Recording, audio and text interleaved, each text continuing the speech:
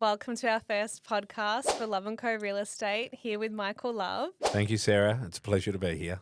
So our first podcast episode is sponsored by Daily Fix Northgate, Okay. and we've got some protein teas to try. Okay. Let's give it a go. Watermelon. Nice. Perfect. 30-degree weather outside. It's refreshing and just the right amount of flavour. Really good. Yeah. Lovely drink. Thanks, Daily Stay Fix. cool. Thanks, Daily Fix. Delicious. Love&Co, how did it start? Where are we now? Tell me everything. Well, there's a lot. There's 80 years if I tell you everything, but in a bit more of a snippet. My grandfather, EJ, was on a warship coming home in 1945, and the gentleman above him in the warship coming home, name was Ted Savage, and my grandfather, EJ, had the plans to come back and get into real estate and spoke to Ted about that. The other Ted Savage, it was Ted Love and Ted Savage. And Ted Savage said no, he was going to go back to the country and work on the family farm. And EJ was pretty certain, and he landed, got home and purchased a real estate company in Reservoir.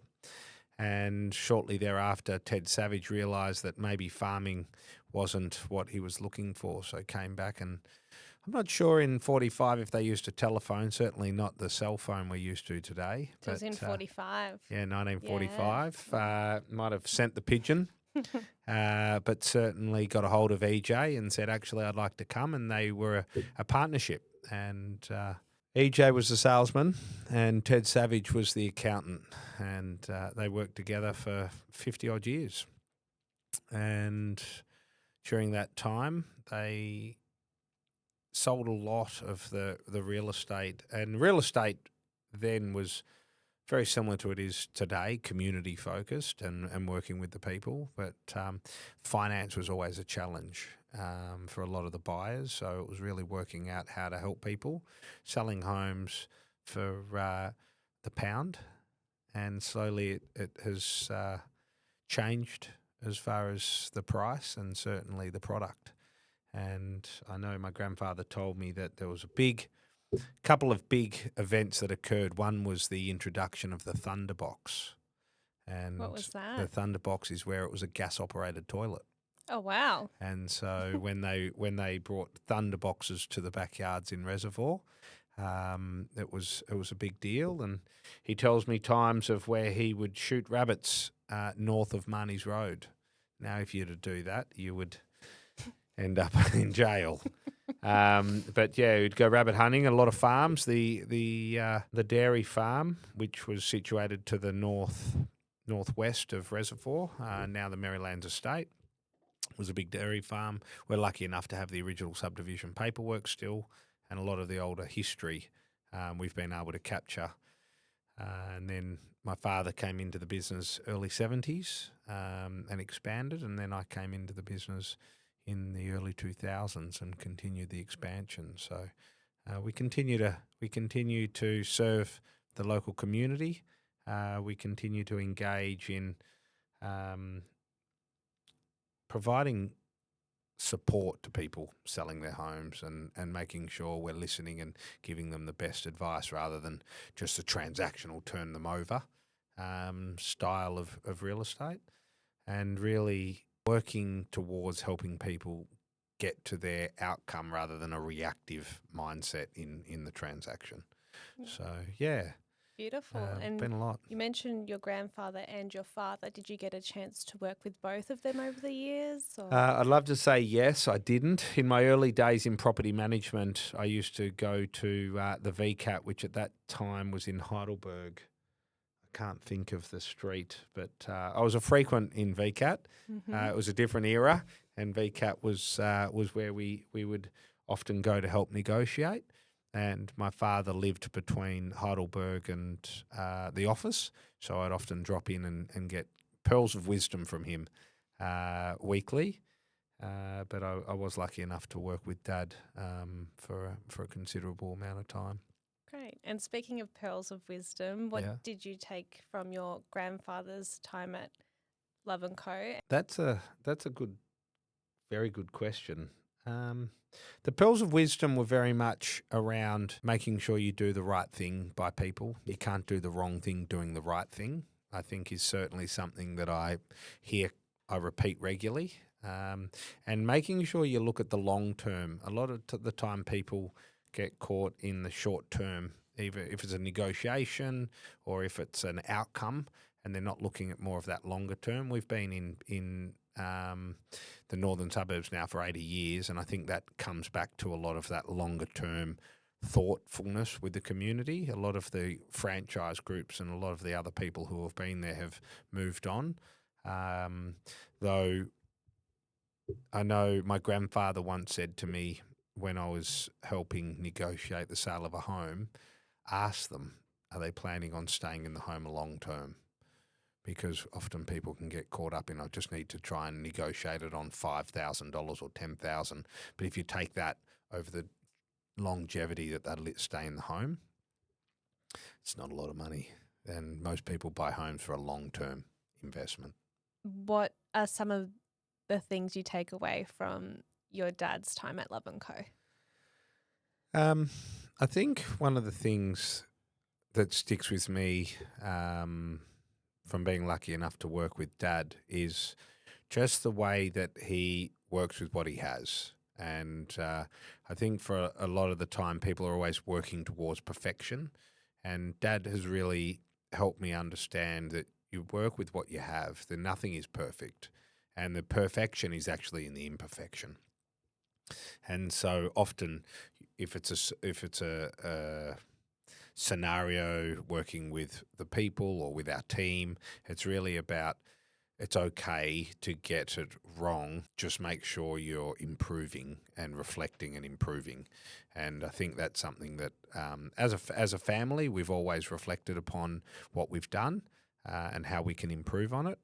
And but don't get caught up in trying to make it perfect. Just get it out and then look at your second and just be better tomorrow than you were today. Yeah, there's definitely a culture of being open to learn and learning from what we do, and definitely the platform to go and try things out and come back and learn from it. Yeah, yeah. And today, hitting on 80 years, how did you celebrate? How are you moving forward into the future? What do we see for Love&Co moving forward? Love&Co is about our people. We're about our team. We're going through a growth time and a recruitment time, and we're bringing in a stronger leadership team.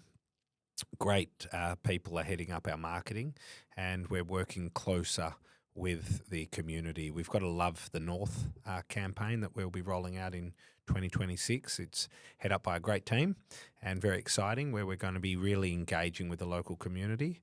I think real estate may have lost its way in some people's eyes, where it's about driving flash cars and wearing expensive suits or being fashionable as opposed to professional, and there to serve the community. So we're putting a real focus on the northern suburbs and then the community in which we serve. And we're going to do a Love the North campaign, reaching out and mirroring, promoting, discussing and working with all the people that make the North special and what it is, and probably the best part of Melbourne to live and certainly to work. So it's a wonderful and exciting time. So, on the topic of working with brands like Daily Fix and other northern brands, what is coming early this year for us? This year's really about Love the North. It's about getting involved with local businesses. One of the great businesses that we've seen flourish over the recent years has been the F45 brand. We noticed that with summer, everyone can be a little bit festively plump. Certainly, I know I've been, if it was on my weight, I've had a wonderful summer.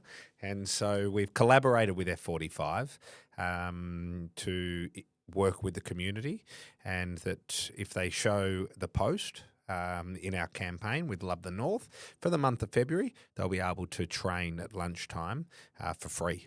So we're really excited to be working with all the businesses and highlighting F45 for the month of February. Awesome. Everyone get into F45 Reservoir for your free lunchtime class. Might see you there. And Michael, loving the North, what are your favourite places and people and things to do in the northern suburbs? Well, well, I know it's hard. the context in that is certainly the best business to be involved in is Love&Co, Of course. and I love coming to work every day. Though I think the opportunity to go and walk around Edwards Park Lake, there aren't a lot of lakes. In fact, I think it's only Edwards Park and Albert Park Lake that have a lake. The Edward Park Lake is a tremendous part of the northern suburbs. Great place to go and have a walk. Often, when there's a bit going on, I'll go and just have a bit of a thought as I walk around there. I see a lot of people enjoying the lake. So, the outdoors very much. I enjoy being in the outdoors. I do enjoy seeing the new gentrification coming into the northern suburbs. Whether it's a Friday night and we're finding ourselves at a bar on High Street, Northcote or Thornbury, or it's a new business that's a little bit further out, maybe it's a new gym or a cafe, it's forever changing. And depending on where you stop to the north, because the north goes on forever, there's often just so much going on, new development, new communities, and I think I just love the people. And did you always know that you'd end up with Love&Co in your hands, or did your dad sort of spring that one on you one day? I've always been interested in the business. I've always been interested in helping people. I think from a young age, I've been someone people have come to for advice, and as I have worked in real estate now for over 20 years, it's I think the reputation has been you can get a solid plan from a financial investment point of view when dealing with myself, and I learn a lot from my grandfather and father. But I think, long term, I went out and did a lot of things outside of real estate in the early days, probably because I anticipated once I was in real estate, I was there to stay. It's always been something as a family business that I've wanted to see succeed, and we're going to drive it to 100. Awesome. And I know you've got 3 beautiful kids. Are Yeah. any of them showing signs of being the next generation in line? No, they might be lucky enough to avoid it. Yeah, there's lots of work happening. Teddy, at the time of year, my oldest, he is certainly explaining to me on a daily basis that he's going to be a professional tennis player. So we'll see how that goes. It's a pretty hard gig, less than. Or I'd hate to think the percentages of being able to be there, but he gives me updates daily of how he needs to be on the tennis court practicing, even on 44-degree heat days. And Teddy, named after Ted, your grandfather that you mentioned? Yeah. The is Edward, and nicknamed Ted, same as my grandfather. So a little bit traditional there. Yeah, nice. Yeah. So, Michael, I have to ask you, it's what everyone asks me, so I'm not sure if they're brave enough to ask you, but is Michael Love your real name? Good question. Actually, it is. Yeah, Wow. Michael James Love is my real name. Got teased a lot at school for having the last name Love, and you wouldn't believe the amount of people that ask me to spell love when I'm making a booking on the telephone or even in person. It would be at least 1 in 4 would say, "Could you spell that for me, please?" And from time to time, I do break into the rhyme, LOVE, love. But it is my real name, and as I get older, I am even more proud of it. But that's why we rebranded, right? That's exactly right. Over time, and it started actually as EJ Love, and then it went to Love Real Estate, and then it went to Love&Co. I think that's sort of the progression of the name. And often people aren't aware that it's the family. Yeah. So Love&Co is a family-run business from its inception. Do you feel like it runs that way today, or has it changed over time? It's certainly changed in time. However, I think the core fundamental values is still that of a family-run business. If you met someone looking to get into real estate today that did have those good intentions, what advice would you give them? Run. Run. No, the advice I would give them is, I think giving advice is a dangerous thing. The first thing I would first work out is what do they want to achieve. However, for the success in real estate, I think the ideology of what real estate agents do and the actual day-to-day is quite different. So I'd probably explain to them around what the day-to-days and expectations that they may be required to undertake on a daily basis, and then see if that interests them, rather than just offer them advice that they need to do one or the other. I think coming from a position of first understanding what they wanted in their career, because everyone has different expectations. Just because I think they're going to be wonderful and they have the discipline doesn't necessarily mean that that translates to their life, without understanding the whole iceberg. It's a little bit hard. So some people are happy to work long hours, other people have family commitments and different values. And that's not the one is right or one is wrong. It just is what it is. And supporting people to achieve their goals and their dreams, rather than me telling them what their goals and dreams should be. And so I would probably assist the advice based on what outcomes they had.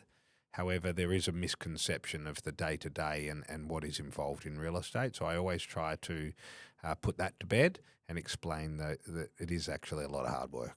So what sort of advice would you go back and give yourself if you could? I love that question. What advice would I go back? I'd probably give the advice that it'll all be okay. I think when I was younger, there was a lot of worry, and I think I spent a lot of time and continue to spend a lot of time worrying about what will happen, whether it's about income or business or relationships. You seem that somehow it's all okay. Somehow you end up going, I don't know how this happened. And whilst we're constantly looking up the mountain, just to stop and look down the mountain at how far you've come would have served me well. So I'd probably give that advice and give myself a cuddle and say, you know what, you're all right. You are okay who you are. And we are already in February 2026. So I do want to ask, what do you see for northern market trends this year? I think we continue to see that there is an over demand in our marketplace. The supply is restricted. And often I think people talk of a market or overthink things. It's very quite simple. It's supply and demand. You always have people, mums and dads, and families upsizing, downsizing, no matter what's going on economically. And then you have the investors coming in and going out. And real estate's been possibly the best investment for the last 100 years and likely to be the next 100 years. And so I think we'll continue to see strong growth, especially with the immigration policies currently, which will see just that continued over demand in the marketplace right across Australia, certainly Victoria. And we are at the end of our podcast. Michael, what can you say to the audience about what's happening next? The year's going to be going quickly as well, and this year's an exciting year. We are going to be really pushing more into our socials, so stay tuned for our socials. One thing that I have collected in my tenure is stubby holders, and I look up to them and hand them out, and they always give you something to talk about. So we are running a stubby holder competition. People can enter that. It's a limited. They're very exclusive. They're limited stubby holders. So you can check that out on our socials. Enter to win. We've got quite a few to give away, and we're excited about that. We're going to continue to connect with the local community, with leading businesses and businesses that make the North the North. So as we have more podcasts coming out, we will continue to be working with local businesses and interviewing them. And as we discussed, certainly F45 is one of them. And we'd encourage everybody to get on board, give us some feedback of what you'd like to see, any businesses, any of your own businesses or something you've seen which is great that's going on. We'd love to know about it. We'd love to support it. And we want to continue to love the North, support the North, and be trusted by the North. So thank you so much. Lovely times ahead. Thanks, Michael. No worries.